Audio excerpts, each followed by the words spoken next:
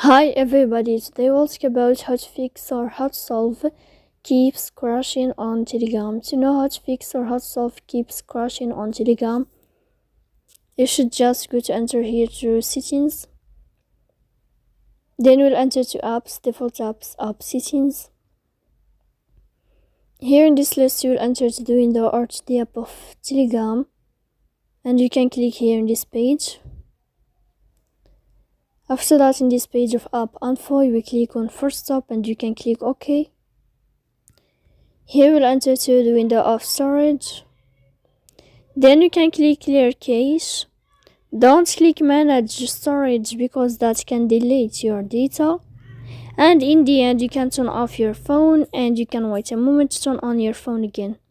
So please don't forget to support us by like and subscribe. See you next time in another video.